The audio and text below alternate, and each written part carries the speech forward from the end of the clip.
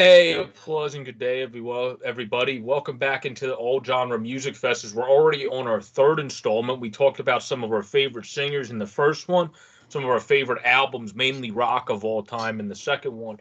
As I'm joined by Steel Flyers and Ronice in this one, I am Projo. As we're going to dive into a cool topic in this one, what 10 songs you would take, which was the great Ronice's idea on a deserted island. If you were stuck on a deserted island with you, what 10 songs would you want to have? But first and foremost, how is everybody doing this evening? Excellent.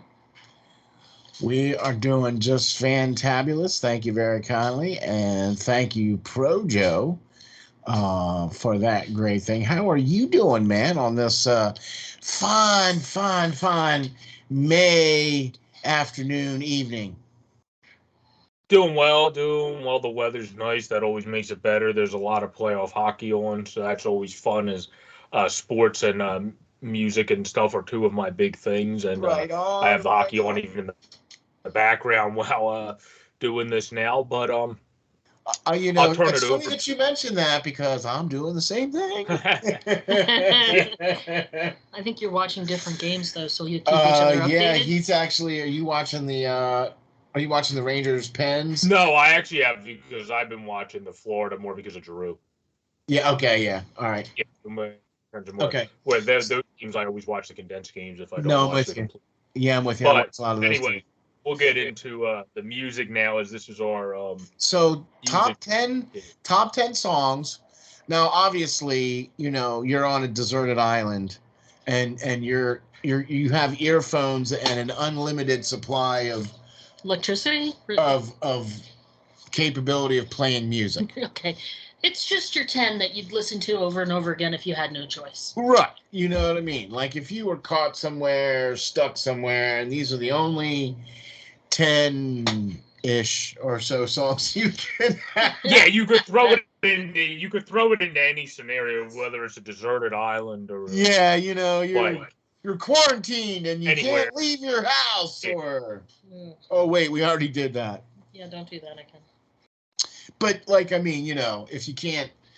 if you have to have these, the top 10 songs that you would absolutely positively have to have if you were stuck somewhere and you couldn't do anything but listen to these 10 songs at the very least.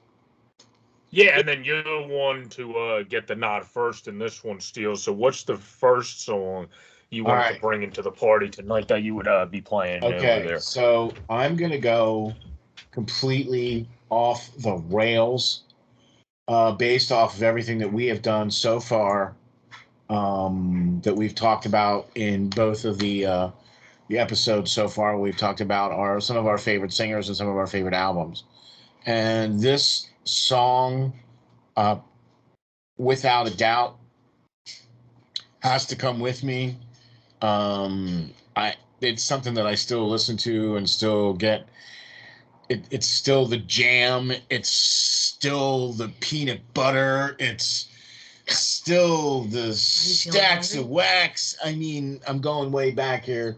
We're talking about the Boogie Woogie Bugle Boy from the Andrews Sisters. Oh, I'm here to tell you that song has got to come with me. Well, that's stretching back. I told you I was going to go way back, right? We're going way back here to right about World War II era. I believe this song originally came out in 42. I believe was originally when the Andrews Sisters put that out. I believe it was 42. If I could be slightly off. Our crack research staff. I'm about to pull it up. our crack research staff here. I'm pretty sure it was either 42 or 39.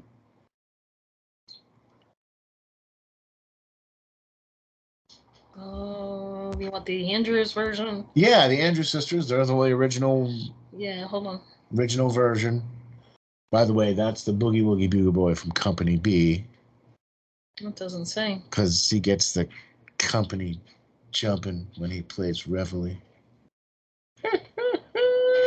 Come on, man. You can't tell me that you don't know that. I know it because you No. I mean, but that song just...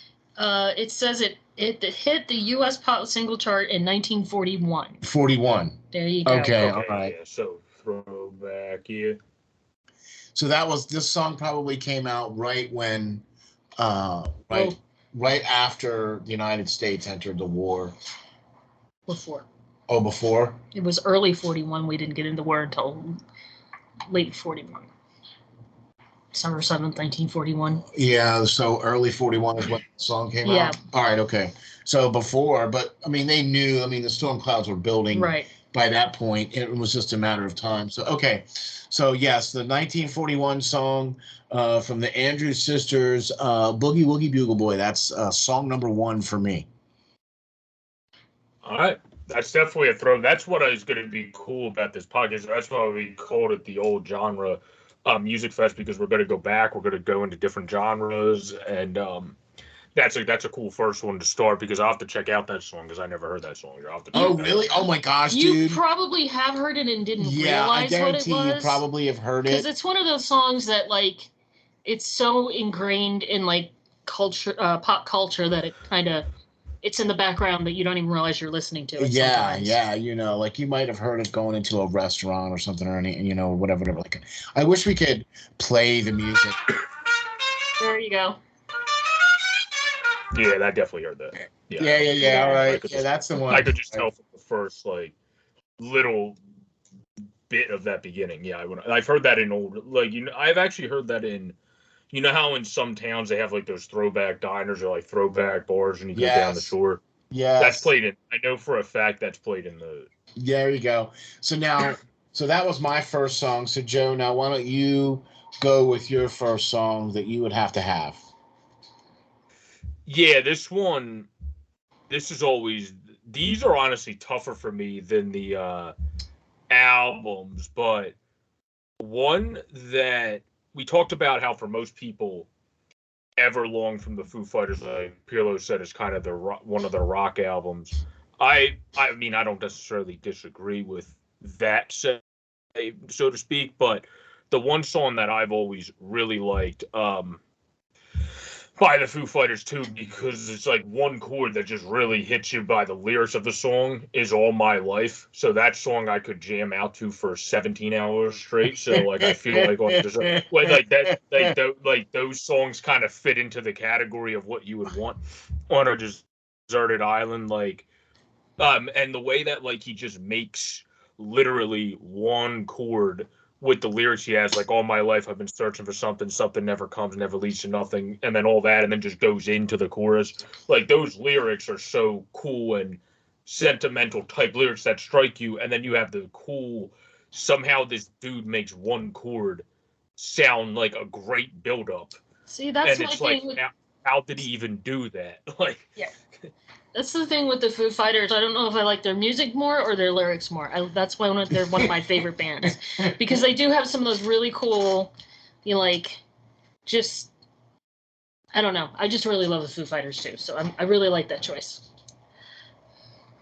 Yeah, and like I've always, and that's a great way to put it, Ronice, because there's a lot of songs that their lyrics, like even like My Hero, obviously the lyrics strike you like gold, but the way that song is just built and composed also is very good, by how it starts off slower with Dave having his more Dave style melodic singing, and then it has the actual Foo Fighters style, where then it just goes into the there you go, and then you just hear regular Dave Grohl, and you're like, okay, that now we're back to the old school Foo Fighters. So it's a cool, like, those build up song. So I definitely agree. Like, that song's another one. The lyrics strike you, but the composition of the song, I should say, also strikes you big time as well.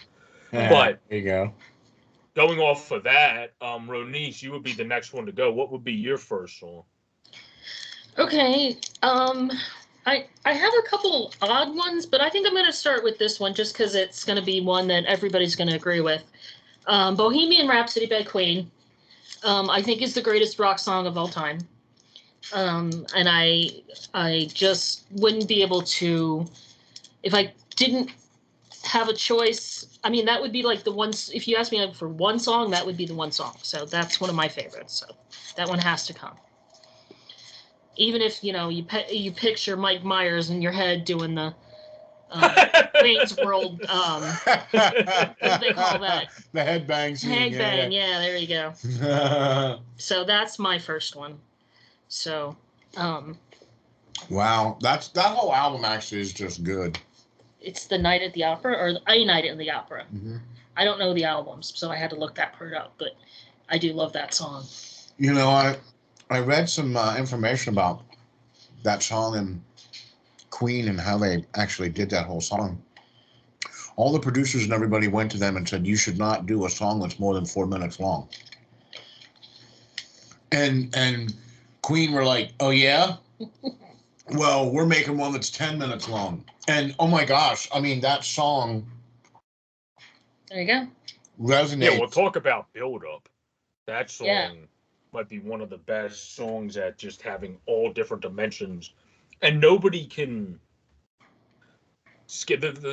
nobody can scale their voice in different parallels as Freddie Mercury was able to do. Where that's why rest in peace again to him, but it was impressive how the band that he had on the side, the Foo Fighters drummer Taylor Hawkins, a lot of the songs they covered because Taylor's voice was way higher pitched than Dave's, was Queen, because that's kind of the type of voice Taylor had. Nobody's ever as good as Freddie, but I remember Hagar and multiple other people when he was on TV were like, you have a bunch of stones for going up and covering Queen songs of all the songs to do. And he was just Queen. I don't really think about it like that, because he would do the runs where it would be and how Freddie would do those just runs in the middle of the songs to get the crowd going. And he would do all of that as well, and then just go into the songs so he was really good at covering Queen, and they would obviously Bohemian Rhapsody was sometimes a song most groups would do, so it was cool to even get to see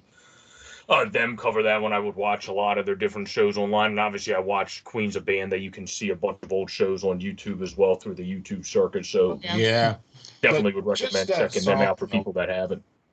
I remember, okay, gonna date myself a little bit, but I remember when that song first came out. How you remember that, I have no idea. You were only 6.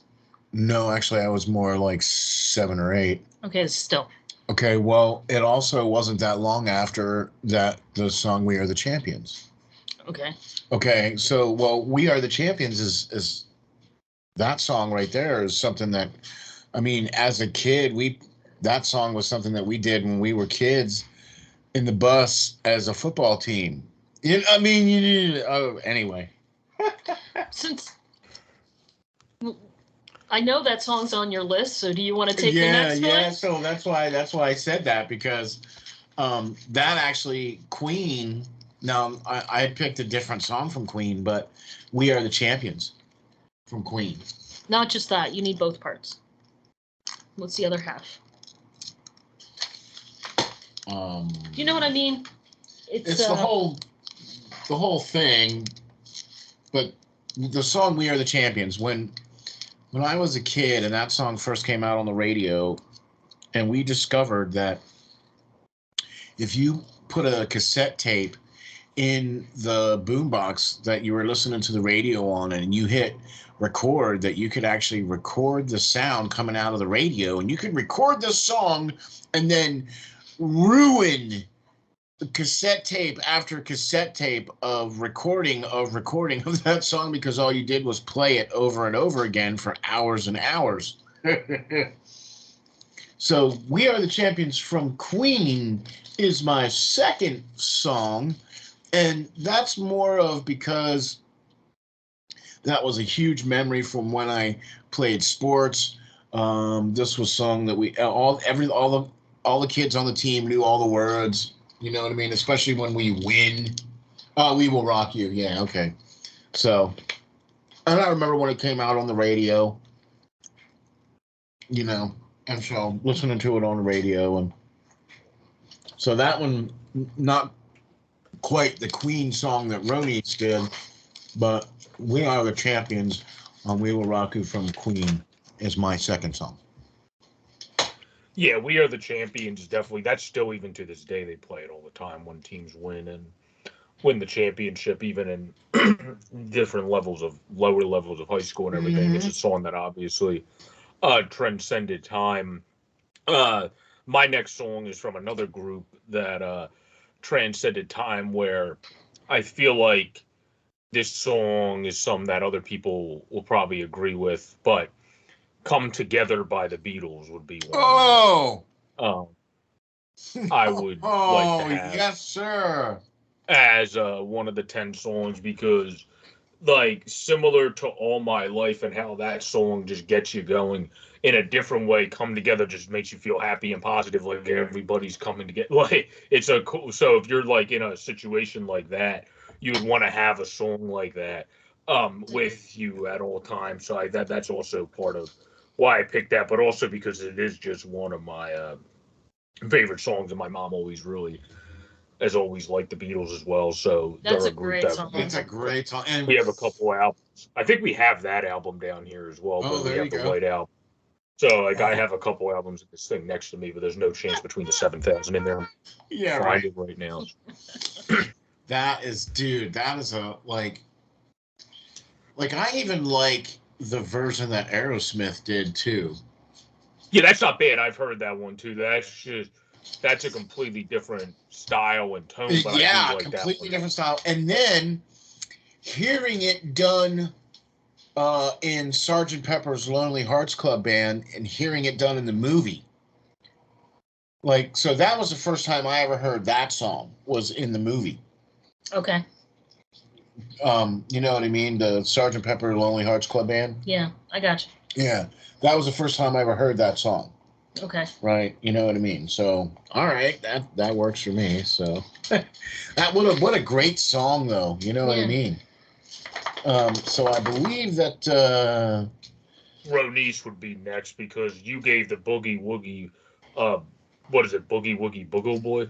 Is that what it is? and then Did I say that right? Yeah, that Okay. was my first one, right? And then my And second We one Are the was, Champions. yes. Yeah, I had to make sure I said that right. Yep, The Boogie all right. Woogie Boogle Boy, We Are the Champions. I gave All My Life and Come Together.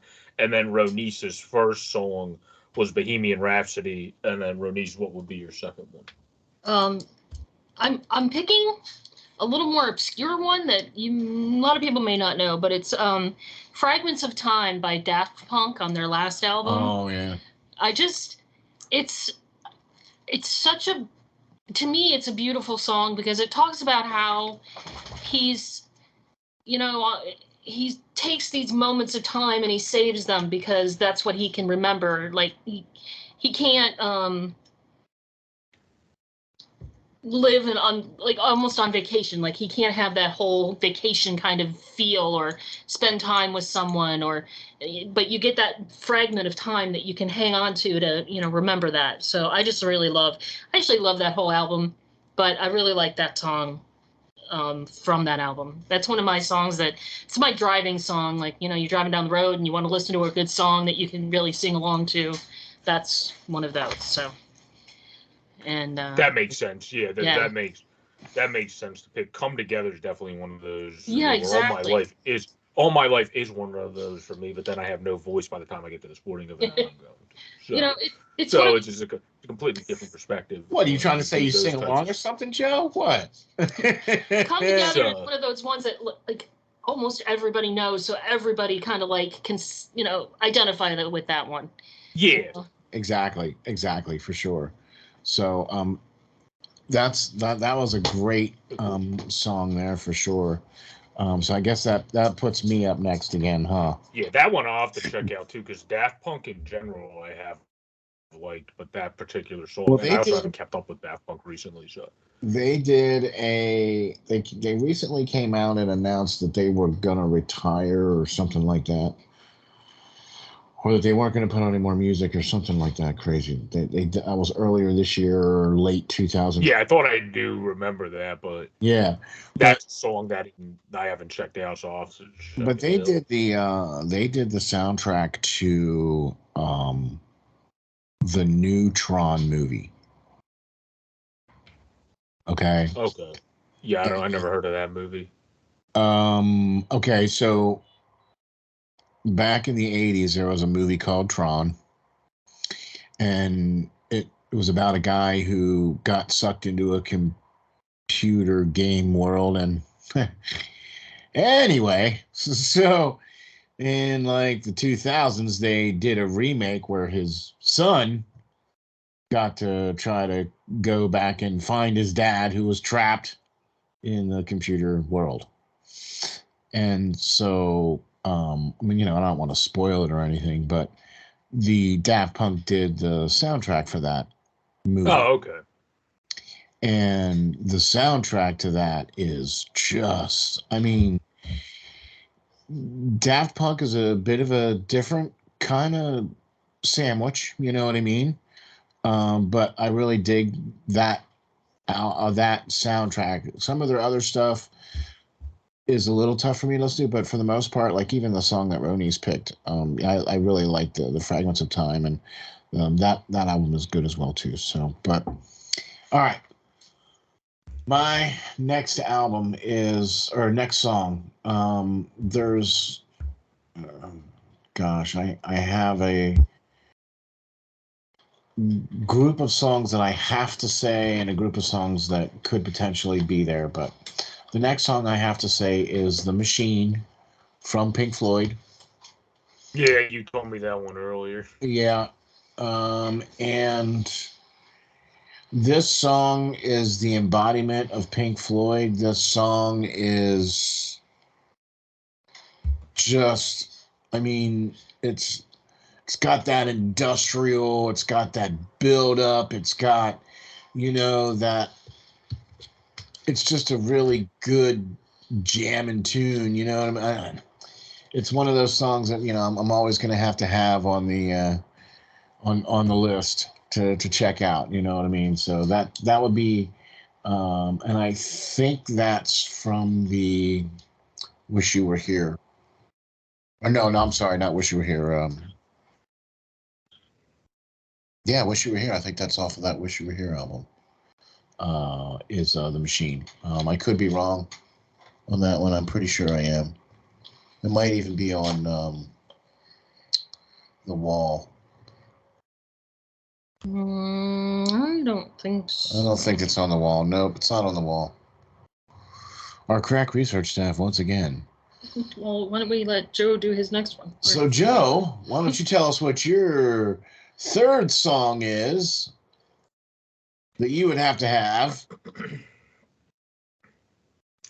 Yeah, I would say that this one is kind of like you still. I was between like some I want to mention and then others that I feel like I will potentially mention, but one that I feel like I have to do that's kind of an underrated song by this band that I think I did mention Lizzie Hale in my singers list. But they have a song Hailstorm that they also did a guest version with. That they did a featured version. Okay, so that's a good one. The song "Here's to Us" by Hailstorm, because that's just kind of one of those rock anthem type songs as well that basically like is just like the people basically literally saying the title of the song, at least from what I get, like we're gonna do what we want to do, like here's to what we like us basically to what we want, and like basically tell literally all the people to screw off, in a stronger word that she uses in the song, to that get in the way, and that's sometimes honestly the right way to look at things. So that was always a cool song, and all that, and it also mentions like all the times that they like messed up and everything in the song. So it mentions hard times that, and then also just getting back to like here's to us and all that. So it's a cool song that goes through different emotional times of mentioning like the things that they screwed up, plus also then getting back to like the last few days have kicked their butts, but then everybody, well, here's to us. So like then it's positive in the end. That's why I've always liked that song, because it's a cool rock anthem type song that is a kind of back cover song, I would say, of Hailstorm that not a lot of, I think, other than Hailstorm fans, but people that just listen to Hailstorm, I don't know if many of people would know that song. I've heard it. I've heard it too. Yeah. Definitely have heard Hailstorm before. I've heard that song a couple of times. I'm not I like Hailstorm. I can only take them a little bit, though. They get a little too much for me sometimes, but I think that's a great choice, though. I mean, yeah, I agree. That, that's one of those. It's almost like there's a couple of those types of songs out there that you could just kind of jam out to no matter what. It doesn't matter. You could just listen to it like 60 million times. Yeah.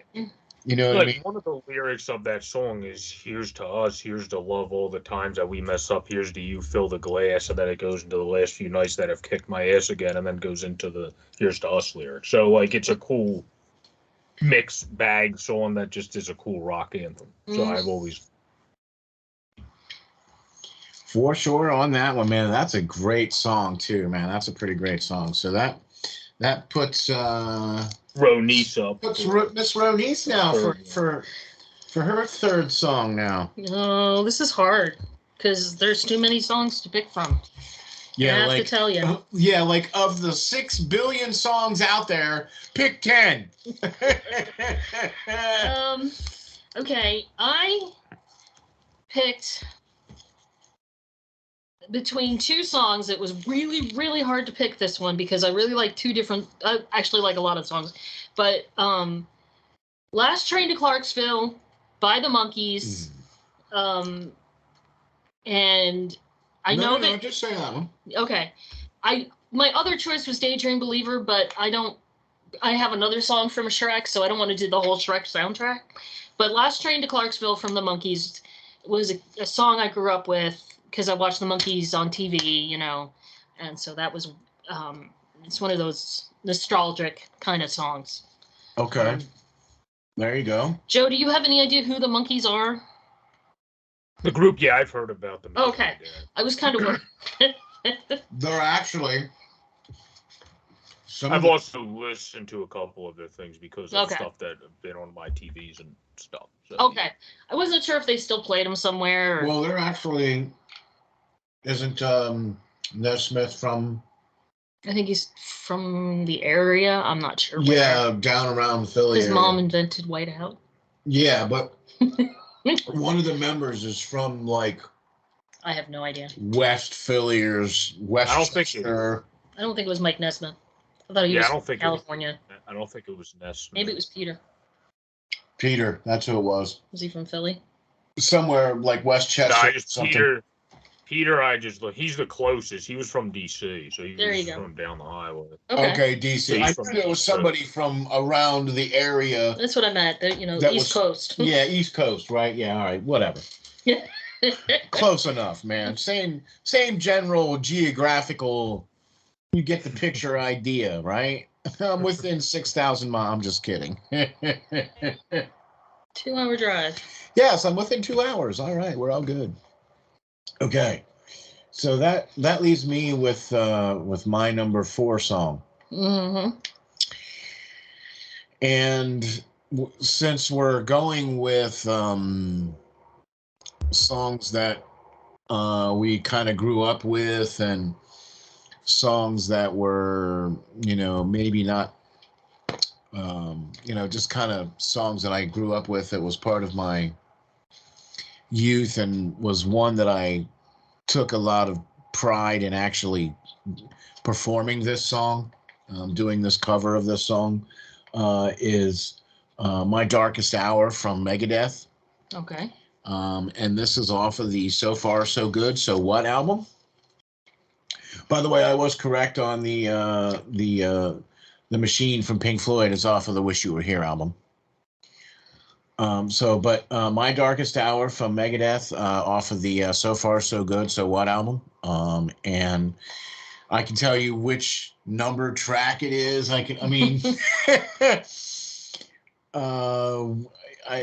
It's one of the few covers that I remember doing and taking a lot of pride in trying to get right and trying to do well by this song. Because I have a lot of respect for this band and it's one of my favorite bands. My Darkest Hour is definitely a song that I goes back to my old stomping days, mosh pitting days, I guess, if you want to call it that, whatever. But Definitely, that would be my number 4 song. Is "My Darkest Hour" from Megadeth. That's a good one. Yeah, that's a good one. So yeah, that was one. That was the other one that you knew about as well too. See, Joe kind of had a little preview earlier. He knew 3 songs. We didn't know the rest of them. He knew 3. So There you go. Yeah, the Machine, My Darkest Hour was the other one. But the next one I have is from Miles Kennedy's band. Some people would get that right away from giving away the singer's name, which is Alter Bridge. And the song is another one that I don't know if everybody will know the song that knows Alter Bridge, just like Here's to Us is with Hailstorm. But they have a song called My Champion. That is a really cool song because it talks about like basically like a gift, like one of the lyrics is like a gift to bring you to clarity, to show you that your destiny is not what you've failed to see, which is things that I think everyone's kind of been told in life in some way, shape, or form before. So it's cool, like that song addresses that, and the beginning is one of those cool things where it reminds you of like loved ones that passed on, but in a positive way. Like, may this be your victory song for when I'm gone, like telling you like all the things that they want you to be and think you can successfully be, which is usually what happens in those situations. So like it was a really cool song that brings you back to cool, fun moments with people like that, and then also literally like the lyrics of the song say lift you up, and then it's a song that lifts you up when it goes into kind of like the anthemic type style of it, when Alter Bridge's singer Miles Kennedy really just goes into it. So I would say that's one that, again, not everybody that knows Alter Bridge I think will necessarily know that song. It's on the album. I think the album was called The Last Hero. But that's a song that I just always enjoyed, and always thought that Miles Kennedy was kind of one of those singers in that genre that doesn't always get as much love as he used to back when Alter Bridge first started in the hard rock, alternative metal, post grunge, whatever the heck you want to call Alter Bridge, because people have called them every single one of those things. Progressive metal is another one they've thrown towards Alter Bridge. So whatever you want to call them, I think he's one of the better guys in that field. So I would give the nod to that song, because that song really strikes me. And obviously, you can see like the songs I'm picking, these are songs that really strike me. Like, I think we all have picked, and that's kind of why I go back to that one. As I don't really care if they're not the most popular songs from those bands; they're songs that really kind of hit with me. Right. Yeah, That song that you make that connection to, that just really means something to you. Exactly. And that's why I thought this was a great idea to do this, because we would have to dig deep, with the songs that we were going to pick, because, these are the songs that are going to mean the most to us. These are the songs that are going to have the most history and provide the most memories and, those kinds of things. So that's why this is a great idea to do this. So thank you very much, Roonies, for this great suggestion. So well, I borrowed it from somebody. So. Well, so what? So you get to be next. Okay. Let's go. Well, you did a Pink Floyd song, correct? So I'm gonna do my favorite Pink Floyd that I have to take with me is "Comfortably Numb." Oh yeah. From The Wall. Yeah. Again, I had to pick between like 2 or 3 different ones, but that's the one I think. What was the other ones you had to pick from? Well, how about you guess? What do you think it is? Another Brick in the Wall. Yes. Okay. And I can't remember the name of the other one, but that's not important. Okay. But yeah, I went with "Comfortably Numb" just because it's such a, I don't know, it's just I found it a powerful song about things going on with this guy and the things he was suffering from, and how he was interpreting the world at that moment. So that's kind of why I really like that one. I mean, to hear that song done live was life altering. I mean, I got to see Pink Floyd twice. I know. Okay. Yeah. Mm-hmm. And the first time I got to see Pink Floyd was at the old JFK Stadium. And it was the Momentary Lapse of Reason tour 1987. I think yeah. And this was right after the breakup. Right after Roger Waters left. You know what I mean? And so, in fact, there was a banner that was hanging like a couple rows way back in the back that said, "Roger Waters, wish you were here." Right, there was a banner somebody had written out. So I got to go see this concert, and they played Comfortably Numb. Okay. For, a good 10, 12, 13 minutes, and to hear that live like that was just, oh my gosh, it was amazing. So, yeah, I'm with you on that. Comfortably Numb. That's a great song. Great song. Okay. I guess it's why we know each other, huh? Because you notice a theme going here. We're picking from the same bands. Anyway, what's your next song? I don't know. Which one do you think? All right. So this, the next song, this will be 1, 2, 3, 4, fifth song, right? So we're on 5. 5 right now, yes. Yep, 5th song for me. So this song here is, as we have all talked about, sentimental songs and going all different genres. We're going to really go different genres here on this one, and completely non-expected song completely. But my number 5 song that I would absolutely positively have to take and have to listen to at least 4 or 5 times a year is Blue Christmas by Elvis. And maybe the entire album or just the song, I don't really care, but this song was always played when I was the first 16, 17 years of my life. Every year for Christmas, this album was put on and played at least 3 or 4 times. Yep. So I have an affinity for this song, I would think. Which is why I would pick the song Blue Christmas from Elvis as my number 5 song. It's not because it's a Christmas song or... I know. I mean, it's a Christmas song, but it's just a song that just has a lot of memories that are not just, because of what the song is about or the fact that, Elvis isn't able to be home for Christmas, which is what the whole song is about. Yeah. But actually being home for Christmas and being with everybody, so it was clearly not that, but it was just this whole album was played, and so this song was part of the album, and so, but always liked this song too, so. That's my number 5 song is Blue Christmas from Elvis. And I believe that song is from like the early 60s or something. That's always on the radio though. Whenever I have that Eve party, we haven't had the last couple of years with the Christmas Eve because of the COVID, but when we had that song was always frequently on when you would go outside by the fire. Exactly. It's just one of those songs where it doesn't matter who you are, you always recognize that song, you know what I mean? So 1957 for Blue Christmas from Elvis. So there you go. That's my number 5 song. There you go. All right, Pro Joe, what you got?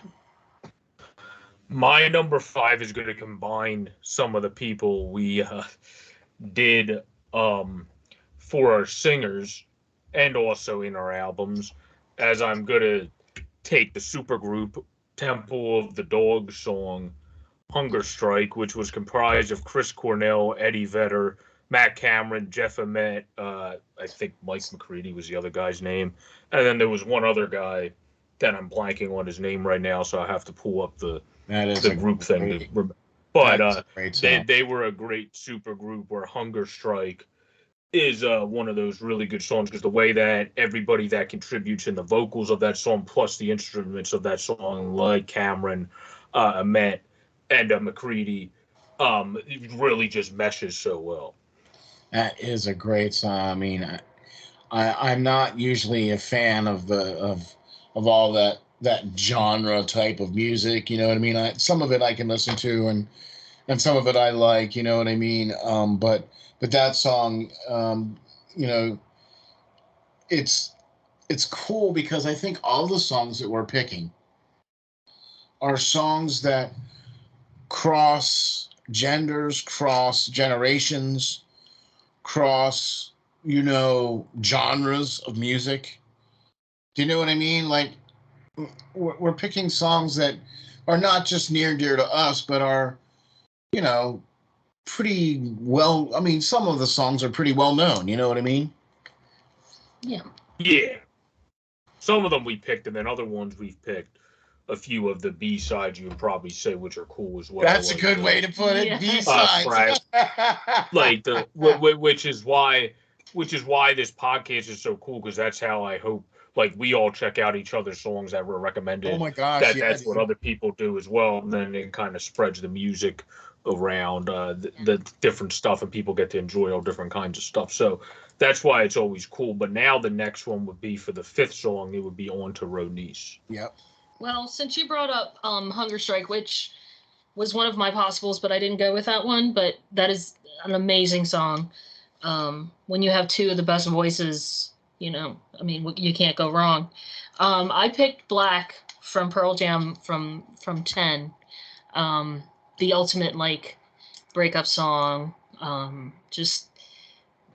I don't know anyone who doesn't like that song. So that's one of the ones that I can always listen to and enjoy. And, it was Pearl Jam's first album, and it was one of those that I think caught everybody's attention about how good it was. So that's my Pearl Jam song. Because I had to have, you have to have certain bands. You got to pick that one song that represents them. And I think Black does that for me for Pearl Jam. So what do you think? Wow, that's Yes. I don't know, Joe. What do you think?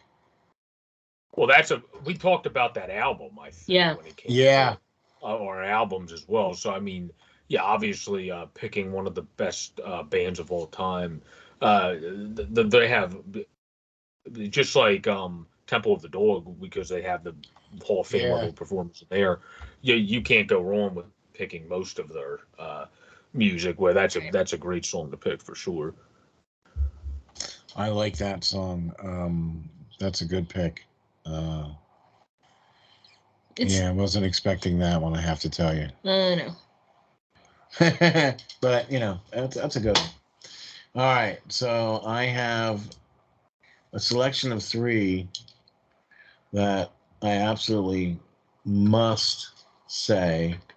I'm just not sure which order I'm going to say them in.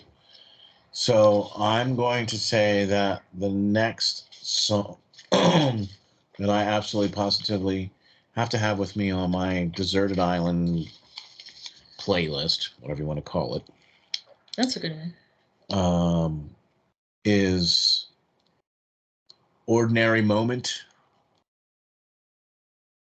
from now we're going to go way out of the genre realm here. Completely unexpected out of the realm.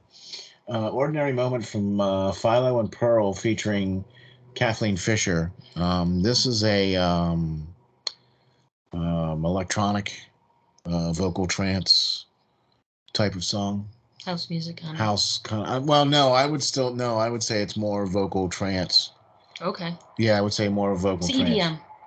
Yeah, okay. But I would specifically say it's vocal trance. But Ordinary Moment from Philo and Pearl, featuring Kathleen Fisher.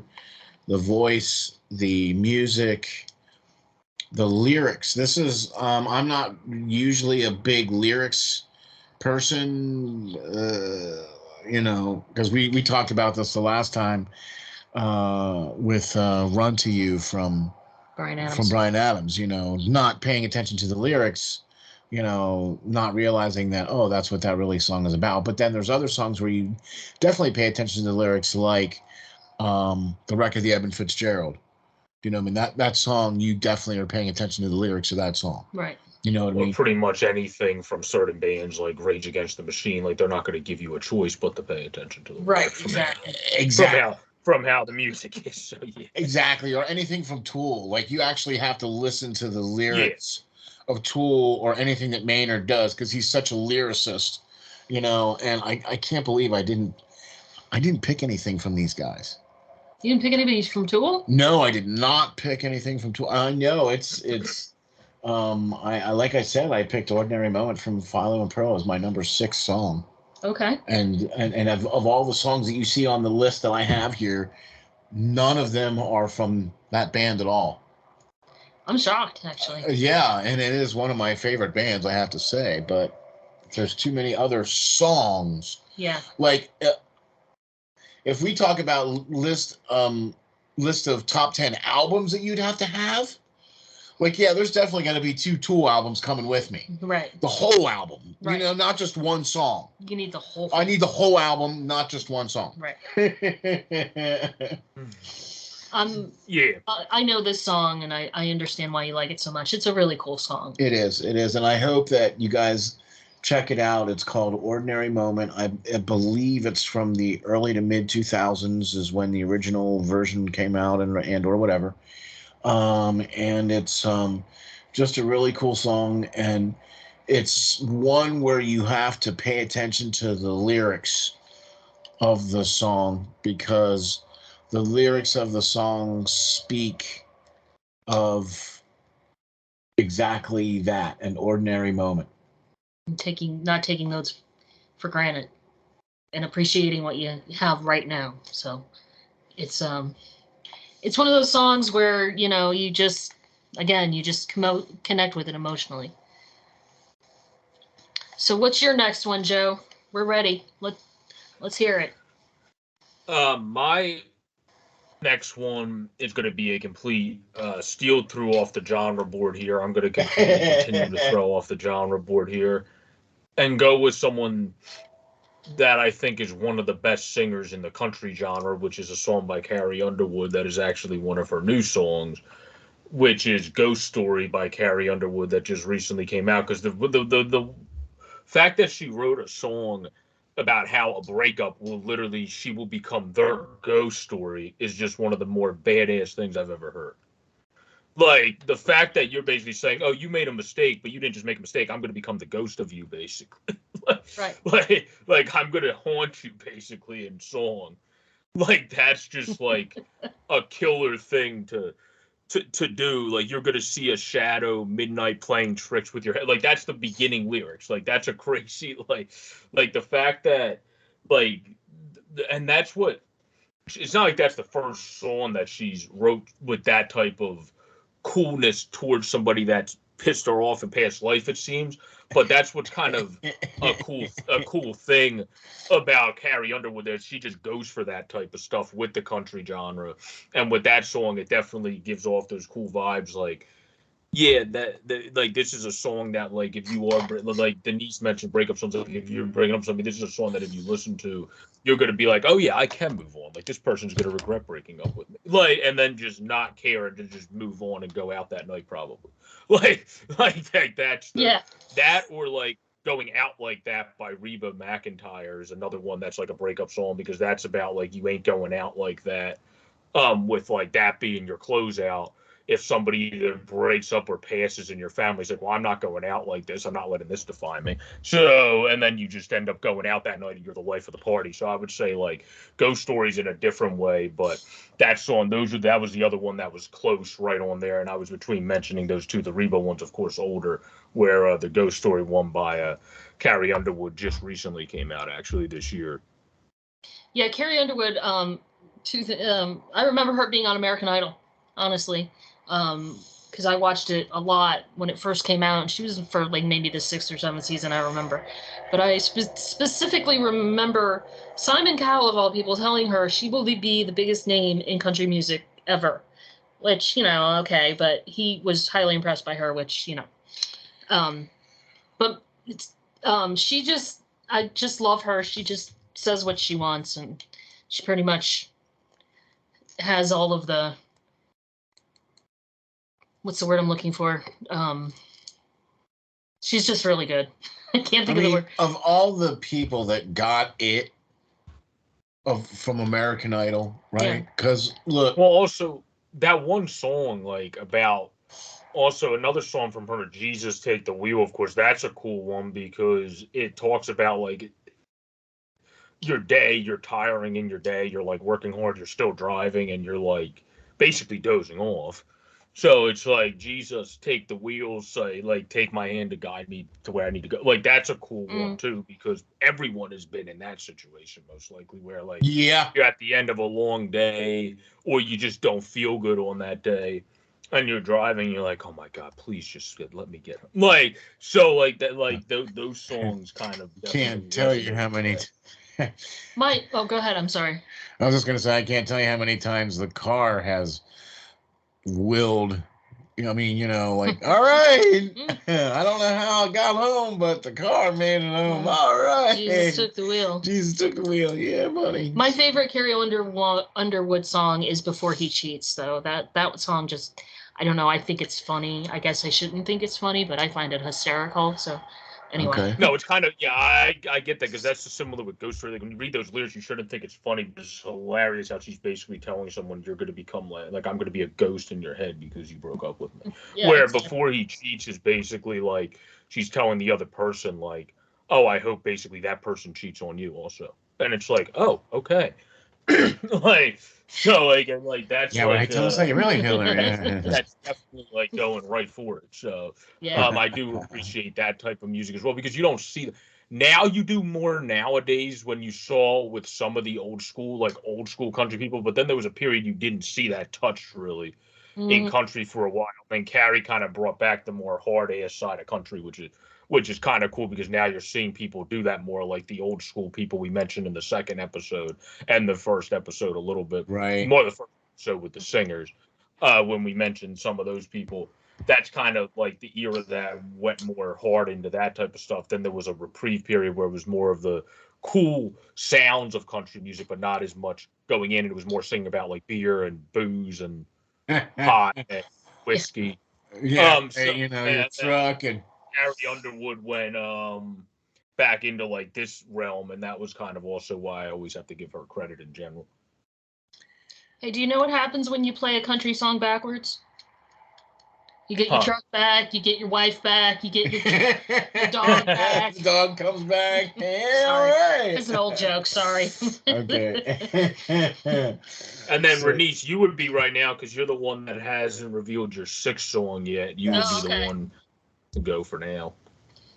I'm going to go 80s, and I think I was probably 15 or 16 when the song came out, and it's been one of my favorites forever. It's Cyndi Lauper, True Colors.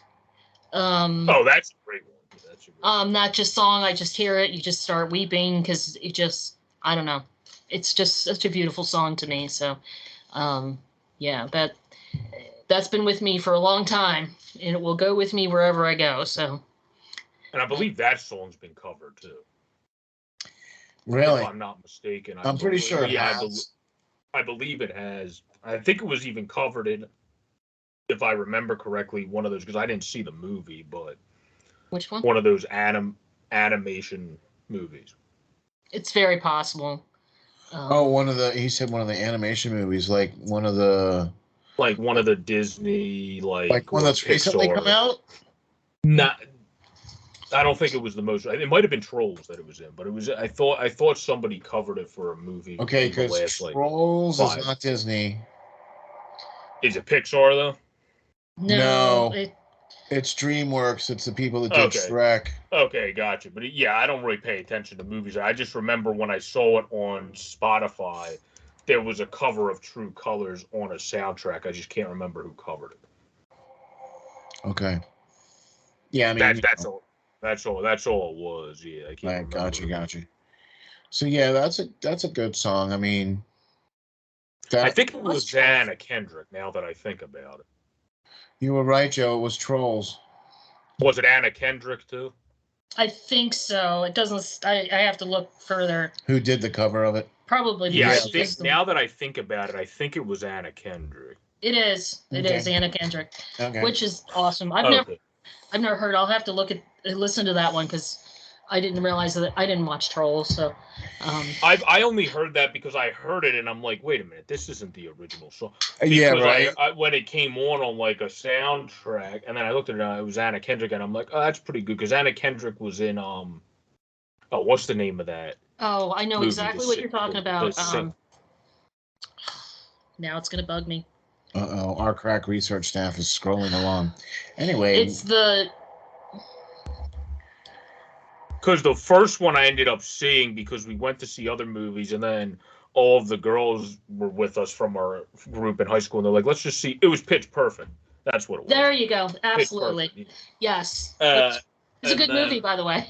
Which that ended up being a good movie anyway, but that wasn't the one that we went there to sort out to see, but we ended up seeing it, and then the second one was solid too. But yeah, that's who it was, Anna Kendrick, and she was good at singing in that too. But no, that's definitely a good one. True Colors for sure. As Steele, you would be the first one to go for the lucky number 7. Yay. lucky number 7. I have 2 to choose from here, and Do the last one.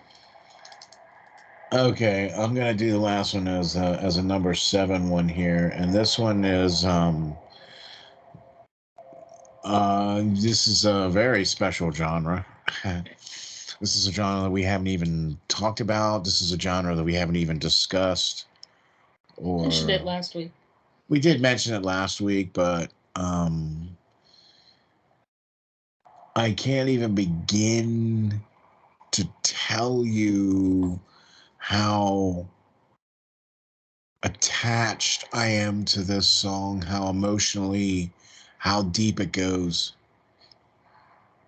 This song is called Just As I Am.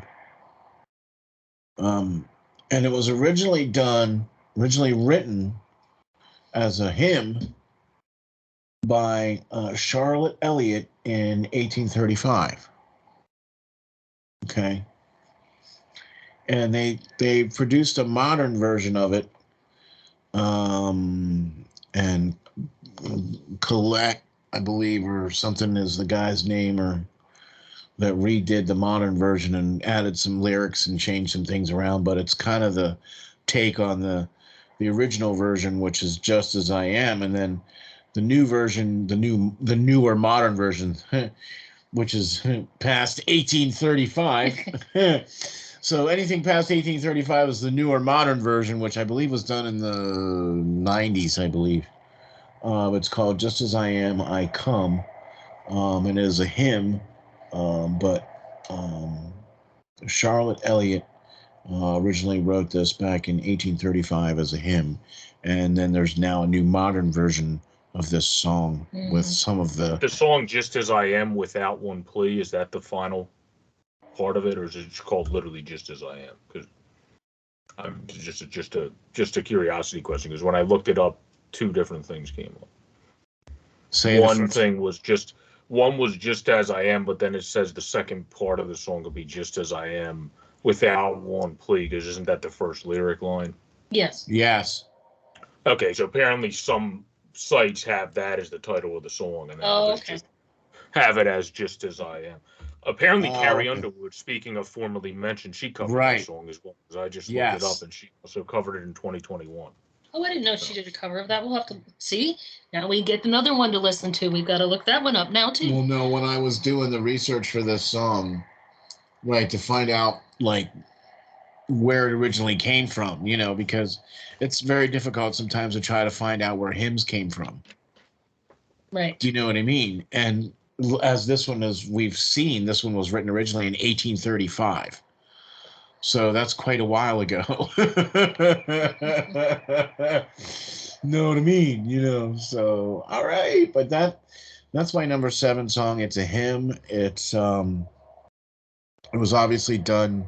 A modern version of it was done by Carrie Underwood, I believe, but the original version was written by Charlotte Elliott in 1835, and then there was a newer modern version that was rewritten with stuff added. Right, Okay. So, all right, Joe, go for it, man. Number 7. All right. For me, This one goes back to, I believe, Tango in the Night is one of the albums I mentioned when we talked about albums, if my brain serves me correct.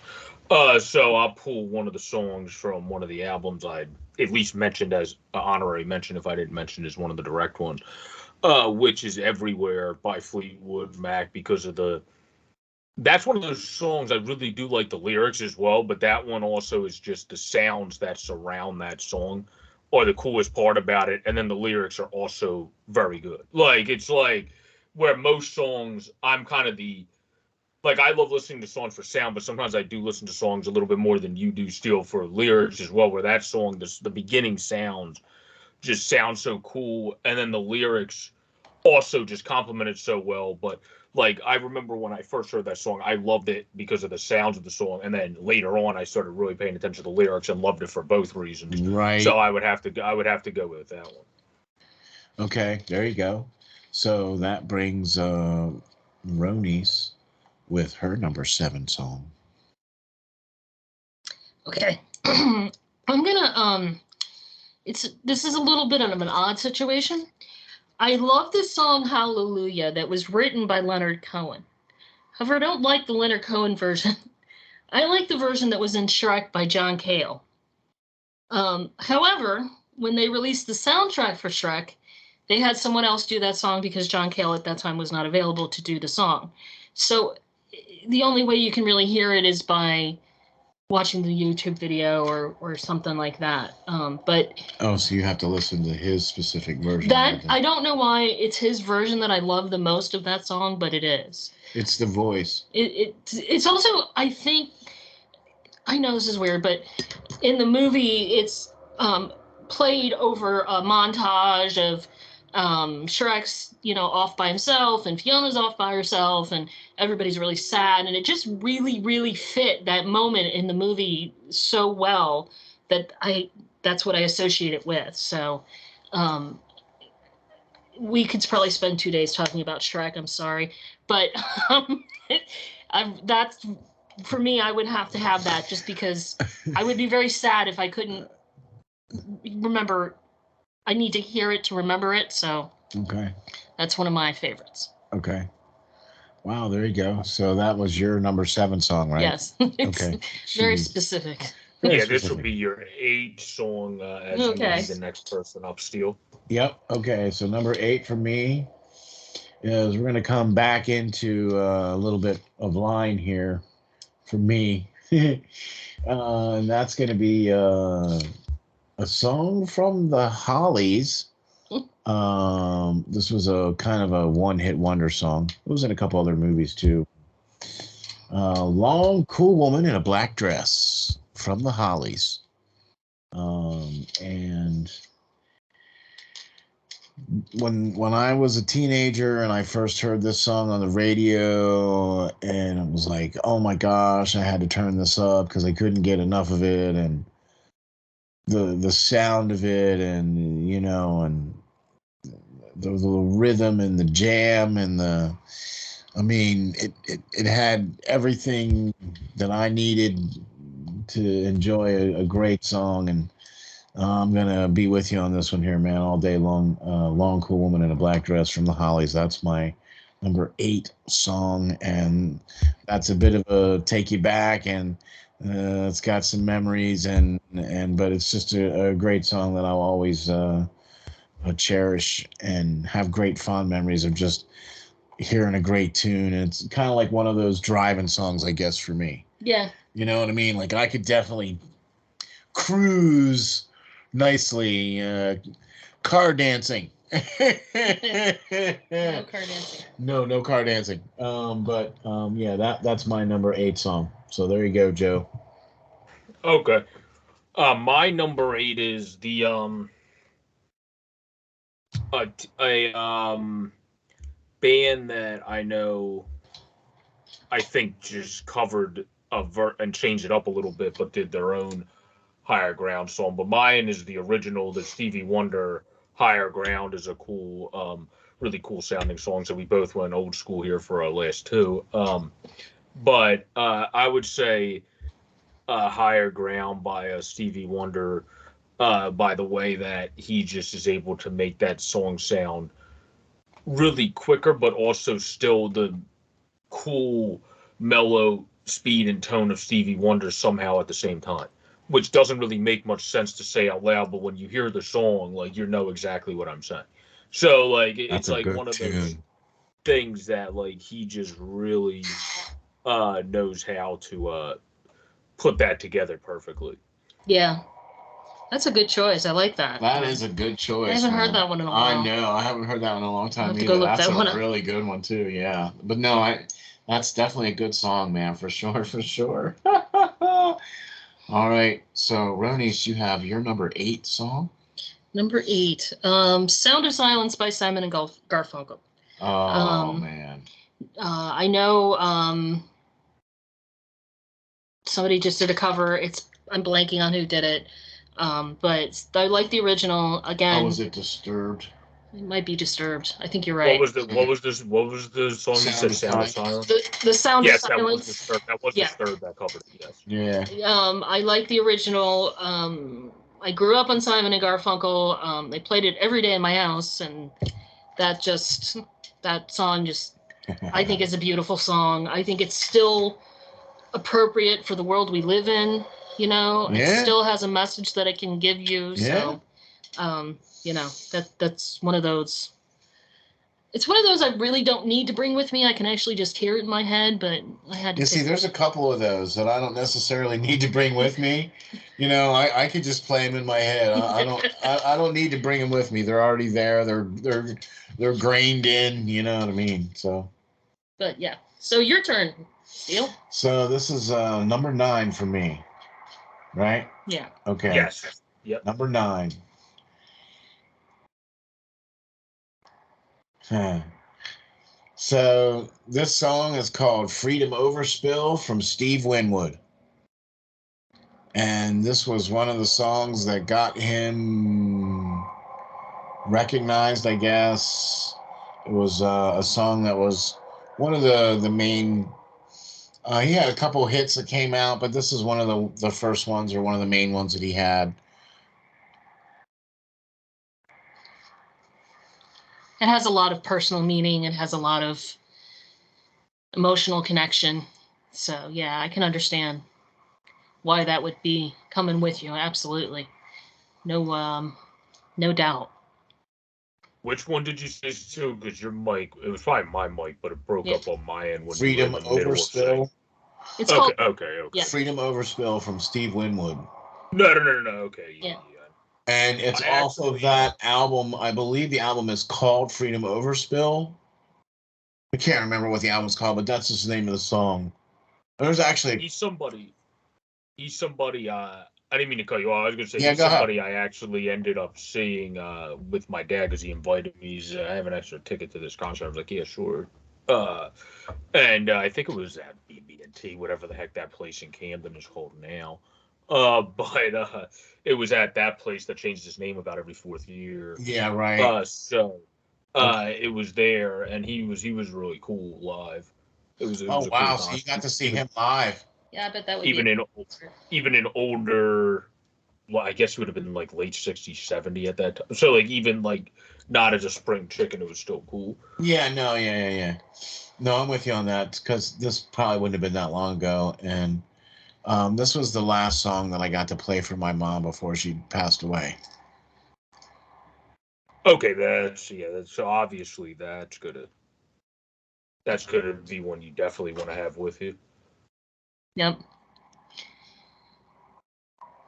So are we on song 9 now? Yep, for Joe. We're Yep. on number 9. Yeah, Okay, Joe, number 9.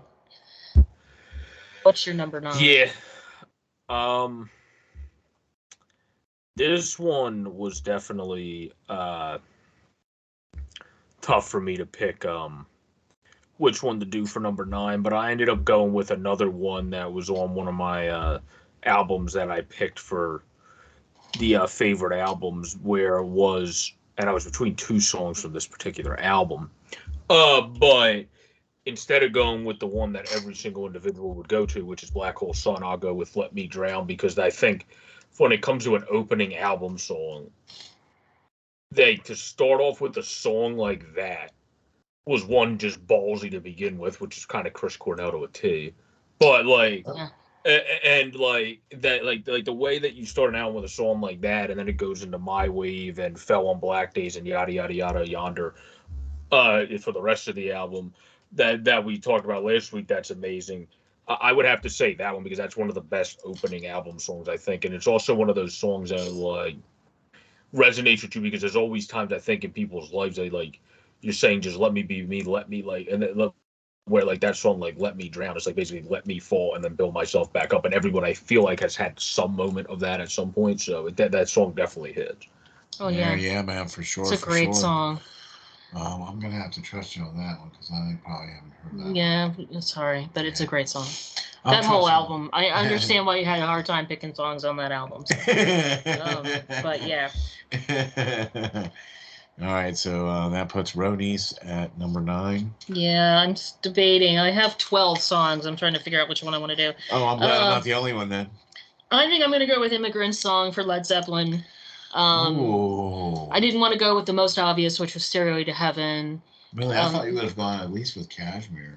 I debated, but right. I like Immigrant Song because it's like a pump up song, you know. It's exciting and it's interesting. You know, I don't know. You can't go wrong with Led Zeppelin, but you know, that's going to be the one I pick. Gosh, I'd have to say of the Led Zeppelin songs, that is one of the better ones. You know, because it does have a good build up. It has a good chorus. It has a good, just like, you know, all the way through that song. I agree all with the way that. through. Kashmir for me was Zeppelin's always been my favorite, just because my favorite baseball player of my entire lifetime's walk-up song was also Kashmir, which was Chase Utley. So okay, the fact that I liked the song to begin with, and it got to connect with, and it connected with one of my favorite athletes of my lifetime, 2 and 2 put together, made that kind of my favorite song by Led Zeppelin. So that's kind of how that makes one sense. up there. That makes sense then. Cool. All right, man. There you go. All right, so here we go. You're next for the final one, so what are you going to wrap it up with for your going out with a bang with the 10th song? All right. I have 3 songs for my 10th song. No, I'm just kidding. So it was funny when Roni said that she had 12 songs, and I'm like, yeah, I have 12 songs as well, too. So I have to pick between 3 songs, and I'm going to have to say this song here as my number 10 song that I have to take with me no matter what is All Along the Watchtower by Jimi Hendrix. Oh, okay. That's a really good one. Yeah. That song just, like, there's that point in the song where it completely changes the tune, the harmony, you know, and that whole point of the song just, but that song just has so resonated with me over the years because of that very, you know what I mean? Because of that. It's a very, that's what I'm looking for. It's, the lyrics are very hard to understand. Like you can't really, everybody can interpret it their own way, kind of thing. Yeah, almost kind of like what was that, Teen Spirit from Nirvana? Like, I couldn't even tell you. Even to this day, I still have no clue what the lyrics are to that song. But I could tell you. And all I hear now is the Weird Al Yankovic version, anyway. That was a tangent. We went from Jimmy to Weird Al. Yeah, to Kurt to Weird Al Yankovic. Yeah. Okay, but yeah. So my number 10 song, I had to choose between 3 songs.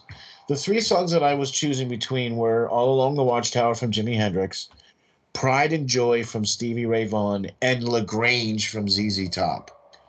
All great. Okay, yeah. Okay, right. So, all songs of which I have, you know, deep roots with, but All Along the Watchtower is just the one that's gonna be the one for me. Yeah. That would be my number 10 song right there. Yeah. Gotcha. All right, Joe, what you got? Joe's on number 10. Mine is going into a band that once we do this episode, so I'll give a cheat for this episode here, and take this band out of the bands I guess I'm mentioning there for concerts I need to see, is a Panic at the Disco song from Yuri's group, which I'm going to pick. This one is one that I think most people that ever heard of the band Panic at the Disco will know, which is I Write Sins, Not Tragedies, where that was a song that I first heard in grade school.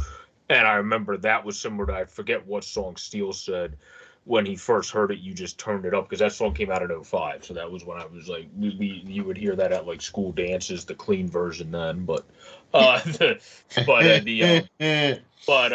Write Sins, Not Tragedies is definitely one of those songs that really just hit me, where that one was kind of similar to how I mentioned Everywhere, where when I was younger like that, I obviously didn't really over listen to the lyrics. That comes as you get older, usually, where I just first liked that song from how great it sounded, and then once I started listening to the lyrics, I was like, oh, that's what this is about. Okay. But like, I just think Panic at the Disco also is a band that goes to some places other groups wouldn't go, but still makes a song that just is perfect somehow in that realm. So I definitely think that's a good one. Gotcha. Wow, those are some pretty good songs you got there, man. You have some pretty good eclectic songs for your top 10, man, for sure, for sure. Definitely be checking some of those out for sure. So that leaves with Ronice with her My last one. last one. All right, I'm gonna go with Sweet Home Alabama, Leonard Skinner. All right. Just because it talks about, being proud of where you come from. I mean, it just, I find it a happy song. I find it an interesting song. It's got some politics in there, and it's just one of those songs I really like. Okay. If I had to listen to that song for the rest of my life, I wouldn't be sad. Well, it's certainly not going to be the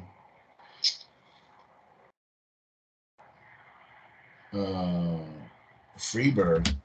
Well, I debated between Freebird and Sweet Home Alabama, but you know why I didn't pick Freebird. That's what I'm saying. It wasn't going to be Freebird because, that song's been ruined for me. Yeah, that song was okay.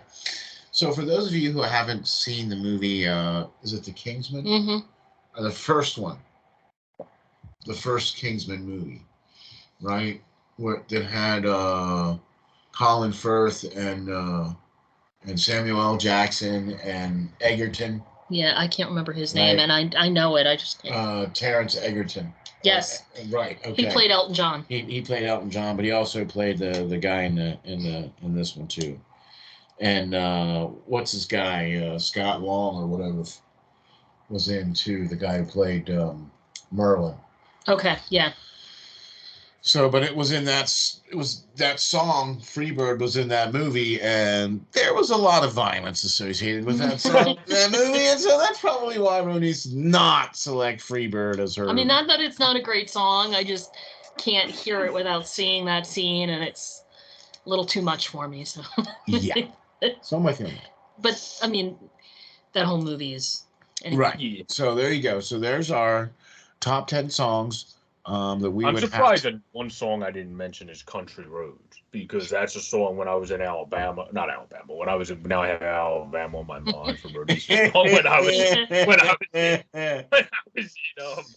was in Montana, we had, like, they have a lot of different country stations up there, so like that song would always come on, and we would just change the lyrics to like Montana and stuff at the different parts, and then just be jamming out in the entire car with like the service group we had, just singing, and like sometimes one teacher would get into it, the other would get a little bit more annoyed after the while, so it would depend who you were with. But okay.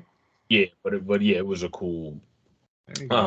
That's the country song that I'm surprised I didn't mention, but that's because it kind of goes into the realm of what Steele said. There's just so much songs. When you only have 10, if we mentioned 20, there would have been a lot more, but then the episode would have been 3 hours long. Yeah, I was gonna say, we could be doing this for 6 years, man, until we mention all the songs we'd want to have with us. Yeah. Right? Yeah. You know what I mean? So, but there you go, man. There's our 10 songs we would have. Along, and you know what you guys should do is let us know what your 10 songs are. In the comments. Yeah. In the comments, and let us know what your guys' 10 songs are. And we'll be happy to make a comments. Maybe we'll have a show one time where everybody else picks their top 10 songs and we'll talk about, listeners' lists. Yeah, and like we've shown, it doesn't have to be a song that everybody knows. It's whatever's meaningful or whatever you want to listen to. That's what we find interesting. Exactly. And that's why I think this was a great idea to do this all genre music, because it covers everything. You know what I mean? You can listen to anything and it's all cool. It's all good, because there's all different kinds of music. Yeah. Yeah. And then we can check out once we have the followers that'll be able to give us. Right now, I don't think we've got a lot of views, but we haven't got to the point where we've got a lot of comments on some of the stuff we've asked for. So that's probably the next part that's coming. Hopefully, that give us your thoughts on what songs you like, and we'll talk about them in the future, plus some other ideas about the future of different things you want in episodes for sure. Yeah. The Boogie Woogie Boogle Boy was Steele's first one. Bugle. What is it? Bugle Boy? Bugle. It's a bugle. Okay. You play a bugle. Yeah. For I know what for Reveille. Yeah, I know. I got you. We are the champions, which is second. The Machine, My Darkest Hour, Blue Christmas, have a blue. Anyway, moving on. Ordinary Moment by Fearlo. I wanted to hear him sing Blue Christmas. Just as I am is still seventh. Long, Cool Woman in a Black Dress. I almost messed up that name for some reason. I've heard that song multiple times too by the Hollies. Freedom's Overspill by Steve Winwood, and then All Along the Watchtower, which obviously was Jimi Hendrix for most of you. And then that was a song that talk about watching some live versions of that song that he just goes absolutely like there's some killer live versions of that song. And then same goes with Ronice's first song with killer live versions of Bohemian Rhapsody was her first song. Fragrance of Time was her second. Last Train to Clarksville was her third. Comfortably Numb was number 4. Lucky number 5 was Black by Pearl Jam. True Colors, the original by Cyndi Lauper, was 6th. Hallelujah by John Cale was 7th. Sound of Silence, the original by Simon and Garfunkel, was 8th. Immigrant Song by Led Zeppelin, and then Sweet Home Alabama was 10th. Yeah. And then to wrap up, for what I had was All My Life, Come Together, Here's to Us, My Champion, Hunger Strike, Ghost Story, Everywhere, Higher Ground, Let Me Drown, and I Write Sins, Not Tragedies. So that was all of our top 10 songs, encompassing, of course, 30 total songs. Let us know what your top 10s are. Ronice and Steele, did you have anything else you wanted to say before we wrap this one up? I love that music can just I'm really excited to do this because music just is such a universal language, I think, sometimes. It is. It brings everybody together because everybody understands that you get a little tune going and then your foot gets going, and then your head starts to bob a little bit, and then you start to remember things and then you're singing along. You know what I mean? And it doesn't matter from what culture you're from what age group you're from. Everybody understands what, Give Me a Beat is and understands what music sounds like. And, when there's good music, it doesn't matter. Everybody has an appreciation for good music. Right, exactly. So thanks everybody for watching. Thanks everybody for checking us out. And I'm sorry, not watching, but listening. Thanks for listening. We're not on the video this time. I'm sorry. But thanks for listening and checking us out. And can't wait to do the next one. There you go. Yep. Thank you, everybody, for listening. Please continue to hit that subscribe button on YouTube and on Spotify as we continue to grow our fanship. We really appreciate your guys' love and support this far. This has been the third installment of the All Genre Music Fest. In this one, we went over the 10 songs we would want if we're on a deserted island. Stay safe out there, everybody. And as always, rock on or groove on or whatever musical term you want to go by there. And peace out, everybody, and stay safe.